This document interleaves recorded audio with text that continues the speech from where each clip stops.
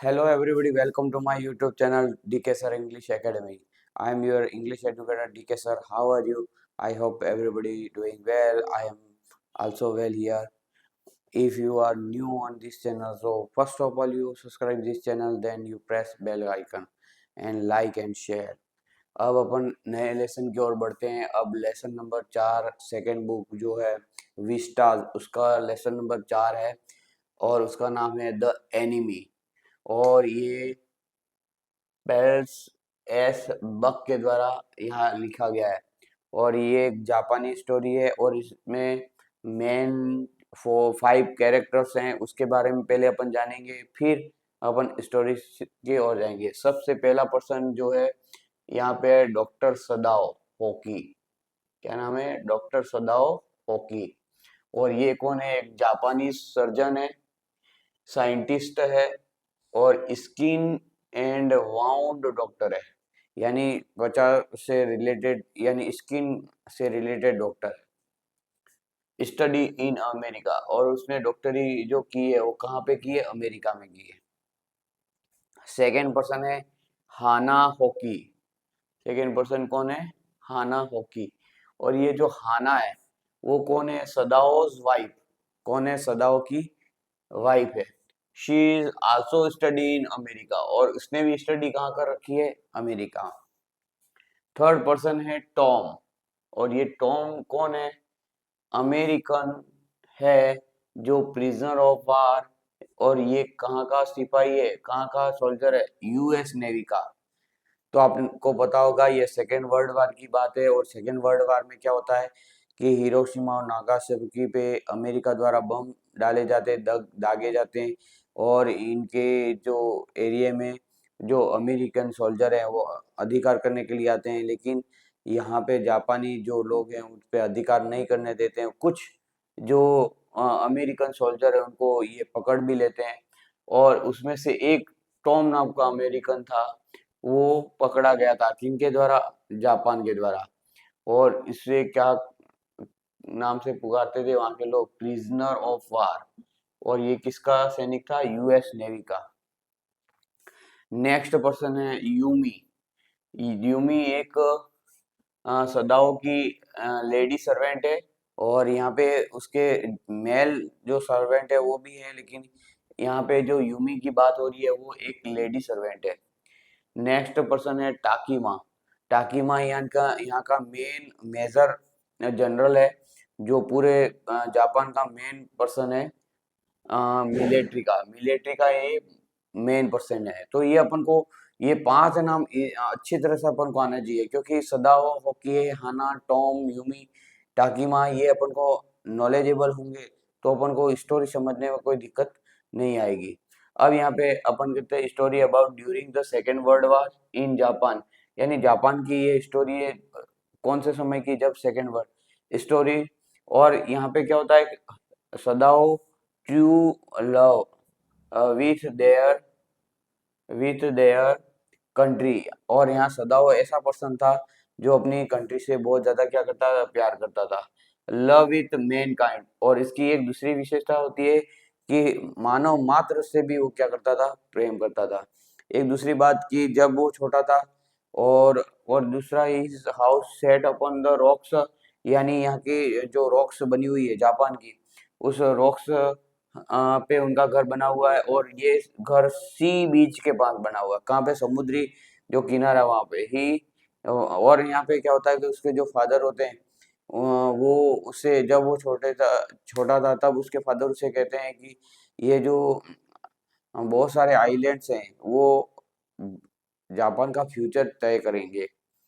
और यहाँ पे सदाओ के जो फादर होते हैं वो उसे एक अच्छा सा साइंटिस्ट बनाने की इच्छा रखते थे, लेकिन वो साइंटिस्ट भी बना। उसने बहुत सारी ये वाउंडेड जो आपको पता है वाउंड जो होते हैं यानी घाव को सुखाने वाली जो दवाई है वो इसी सदाओ ने की थी, यही एज ए साइंटिस्ट के रूप में।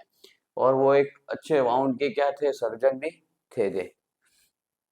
अब क्या होता है कि अब ये सदाओ उसके घर के बाहर बैठे थे अपन रो, यानी सदाओ और उसकी जो वाइफ है अपने खुद के घर के बाहर बैठे थे और अपने वही पुरानी जो यादें, ठीक है, रिफ्रेशिंग ओल्ड मेमोरीज, यानी वो पुरानी यादों को याद कर रहे थे। और याद करते करते वो क्या करते हैं, वो कहते हैं कि अम, सदा वो उनकी वाइफ हाना को कहता है कि हाना, मैं एक बात बताना चाहता हूँ। उसने कहा क्या, कि मेरे फादर है, उस उन्होंने मुझे कहा था कि तेरे को जो मेरी करनी है वो उसी लड़की से करनी है जो ट्रू ब्लड हो। ठीक है, ट्रू ब्लड का अर्थ क्या होता है वो मैं बताऊंगा। ट्रू ब्लड का अर्थ ये होता है कि वो जो लड़की है उसके मदर और फादर भी कौन होने चाहिए, जापानीज। उसके ग्रैंडफादर और ग्रैंड मदर भी क्या होने चाहिए, जापानीज। तो ये ट्रू ब्लड वाली जो लड़की है उसी के साथ तेरे को क्या करनी है, मेरी करनी है। तो आप इसकी स्टोरी इनिशियल में क्या होता है कि 22 साल की एज में उसके फादर उसको अमेरिका भेजते हैं, किसके लिए, हायर स्टडी के लिए, डॉक्टरी के लिए। और he came back at the age of 30, और वो 30 साल की एज में वापस अपने घर पे आ जाता है। ही हैड 2 चिल्ड्रन, और उसके कितने बच्चे हैं, 2 बच्चे हैं। और वो हाना से भी कहाँ मिलता है, हाना से भी वो कहाँ मिलता है, अमेरिका में मिलता है। और हाना भी, मैंने बताया ना आपको, हाना ने भी स्टडी कहाँ कर रखी है, अमेरिका में कर रखी है। अब वो हाना को प्रोफेसर हार्लीस हाउस, यानी हार्ली नाम के जो प्रोफेसर है उसके घर पे हाना से मिलता है। और पहली बार में उस फॉल इन लव, यानी उसके प्यार में वो गिर जाते हैं एक दूसरे से। बट हिज फादर सेड, लेकिन उसके फादर ने क्या कहा था, girl you are going to marry must have pure Japanese blood, यानी तू जिस लड़के के साथ शादी करेगा वो एकदम टोटली कैसी होनी चाहिए, जापानी गर्ल, यानी जापानी ब्लड वाली होनी चाहिए। और जैसे ही वो अपने घर के बाहर बैठे थे और अचानक से कोई गिरता पड़ती कोई चीज है, कोई व्यक्ति है, वो उनको शाम के टाइम में अंधेरी, जब इवनिंग टाइम में वो बैठे थे और थोड़ी सी धूप निकल रही थी और उस समय धुंधला सा कुछ कोहरा समान एकदम ऐसा कोई गिरता पड़ता व्यक्ति उसको उनको दिखाई देता है। तो पहले तो वो सोचते हैं कि कोई मछुआरे होंगे, लेकिन यहाँ पे कोई मछुआरे नहीं थे, क्योंकि मछुआरे जो उनका टाइम फिक्स रहता है, वो 5 बजे के बाद समुद्री किनारे पे रहते नहीं है। तो दे सा American soldier on the beach, और ये जो व्यक्ति जो गिरता पड़ता वहां पे गिरता हुआ दिख रहा है, वो एक अमेरिकन सोल्जर था। और वो उस बीच के किनारे, समुद्री किनारे पे उसको देखा गया और वो वाउंडेड हो गया था, किससे, बुलेट से, यानी वहां की जो जापानी सेना है उसके द्वारा बुलेट लगाई गई थी, गोली छोड़ी गई थी, और जिसके कारण ये वाउंडेड हुआ था। And he is almost dying, और बस वो मरने वाला ही था, यानी वो बेहोश तो हो ही चुका था कम्प्लीटली, और वहां धड़ाम से गिरता हुआ उनको दिखा। ही हैज बैडली इंजर्ड, और बुरी तरह से वो घायल, उसके कपड़े फट चुके थे, पूरे गीले हो चुके थे, पूरे ब्लड और बॉडी पे खून ही खून था, इस टाइप का यहाँ पे वो पूरा था। दे ले डाउन मोशनलेस, और बिल्कुल कोई मूवमेंट नहीं था, उसकी बॉडी में कोई मूवमेंट नहीं था, और वो केवल जस्ट लाइक, क्योंकि विथ वेट रैक्स, और उसके कपड़े से भी फटे हुए थे, गारमेंट्स। तो यहाँ पे इस कंडीशन में वो व्यक्ति उनको मिलता है। दे दैट वाइट मैन, ठीक है, उसको यहाँ पे अमेरिकन सोल्जर और यूएस नेवी ऐसा भी कह सकते हैं, और व्हाइट मैन भी कहा जाता है। और उसके जो हेयर हैं वो येलो कलर के थे, हेयर कैसे थे, येलो। और उनकी जो कैप थी, उनकी जो टोपी उसने पहन रखी थी, उस पे यूएस नेवी लिखा हुआ था।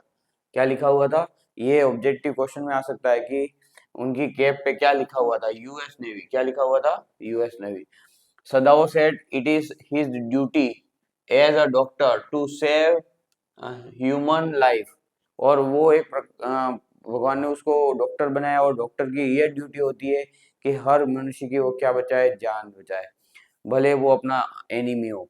दे take that man into their house, और फिर वो अपने घर पे इसको ले जाते इन हिज फादर्स रूम, और वो कहाँ पे, घर में कहाँ ले जाते, उसके फादर की, जब वो अपनी स्टडी कंप्लीट करके आया और उसके फादर की क्या हो जाती है, डेथ हो जाती है।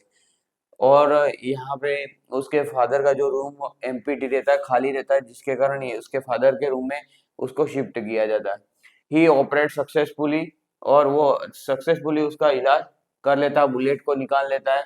But their servant said it's a wrong to shelter enemy, यानी उनके जो नौकर हैं वो सभी उनको मना कहते हैं कि नहीं, ये आप काम गलत कर रहे हो, क्योंकि किसी एनिमी, किसी दुश्मन को, अपने देश के जो दुश्मन है जिसने हिरोशिमा नागासाकी पे इस प्रकार की बमबारी की, ऐसे देश के जो लोग हैं उनके मैं यहाँ पे सेवा नहीं कर सकते। और यहाँ पे जो होता है कि अ, उसको इतना ब्लड निकल रहा था जिसके कारण यहाँ पे कॉटन से वो लगातार उसके ब्लड को, उसकी बॉडी को साफ करना होता है। वो यूमी को भी कहते हैं। यूमी कौन है, आपको मैंने बताया, उसकी जो लेडी सर्वेंट होती है। और यूमी को कहा जाता है कि यूमी तू इसका ब्लड साफ कर ले, लेकिन यूमी साफ करने से क्या कर देती है, मना कर देती है। फिर यहाँ पे उसकी वाइफ हाना जो होती है वो उसका ब्लड साफ करती है, वो पूरी बॉडी को नीट एंड क्लीन करती है। फिर वो उसको ऑपरेट करके बुलेट को निकाल लेता है। फिर they gave soft silk quilt. Quilt यानी क्या होता है, रजाई। लिख देना, ये बार बार पूछा जाता है। यानी वो यहाँ पे क्या देता है, उसको एक रजाई देता है। फिर उसको एकदम उसका इलाज हो गया, एकदम व्यवस्थित हो गया, रजाई उड़ा के उसको व्यवस्थित वहां पे। That man his age near about 25। ये भी क्वेश्चन आता है कि वो आर्मी जो का जो सोल्जर है, यूएस नेवी का जो सोल्जर था, उसकी एज कितनी दिखाई पड़ती थी, समझ में आती थी, तो लगभग 25 साल के एज का वो दिख रहा था। Their servant left the house and work. ठीक है, और यहाँ पे उसके जो सर्वेंट्स होते हैं वो अपना उनका जो हाउस घर छोड़ देते हैं और उनका काम भी छोड़ देते हैं। क्यों? क्योंकि उन्होंने किसको शरण दे रखी है, एक दुश्मन को। हाना वाज सो अफरेड। और अब हाना जो होती है बहुत ज्यादा डर जाती है। क्यों? क्योंकि अगर ये जो नौकर है वो अगर बात फैला देंगे कि यहाँ पे जो दुश्मन का सोल्जर है उन्होंने पनाह दे रखी है सदाओ और उसकी फैमिली वालों ने, तो यहाँ पे क्या हो गया, she thought Sadao was being arrested. तो जिसके कारण क्या होगा, सदाओ को अरेस्ट कर लिया जाएगा। और Hana wanted to inform the police और आर्मी, जिससे कारण यह हाना चाहती थी उसके हस्बैंड को, यानी सदाओ को कह रही थी कि हमें इन्फॉर्म करना चाहिए, किसको, पुलिस या आर्मी को। But Sadao call the general Takima. लेकिन जनरल टाकीमा, जो आपने देखा होगा कि या उस समय युद्ध, सेकेंड वर्ल्ड वार के दौरान युद्ध जो चल रहा था उसमें क्या होता था कि यहाँ पे सभी जो डॉक्टर्स होते हैं वो ज्यादा इंजर्ड जो सोल्जर्स हैं उनकी सुरक्षा में लगाए जाते हैं। तो यहाँ पे जो वहाँ के जितने भी डॉक्टर्स थे उनको सेना में लगाया गया था, लेकिन टाकीमा को क्या कर दिया था, छोड़ दिया गया था। इसलिए छोड़ दिया था कि टाकीमा वहाँ का सबसे फेमस और अच्छा डॉक्टर था। और ये टाकीमा क्यों छोड़ दिया गया था, क्योंकि यहाँ पे हार्ट रिलेटेड जो इल थी, ठीक है, बीमारी थी, किसको थी, जनरल टाकीमा को थी। किसको थी, जनरल टाकीमा को। तो जनरल टाकीमा का जो ट्रीटमेंट चल रहा था वो ट्रीटमेंट कर कौन रहा था, सदाओ कर रहा था।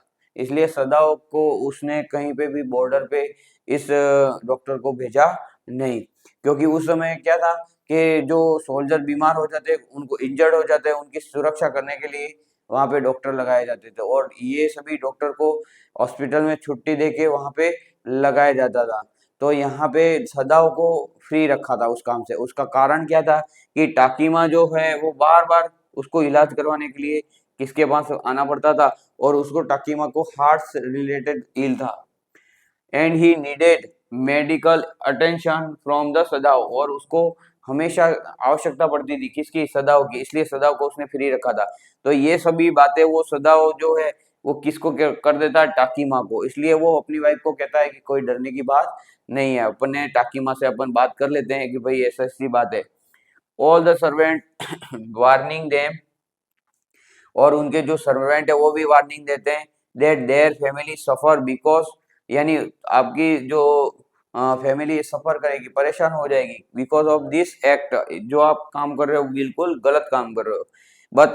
But Sadao do what he want. लेकिन सदाओ वही काम करता है जो उसकी मन या।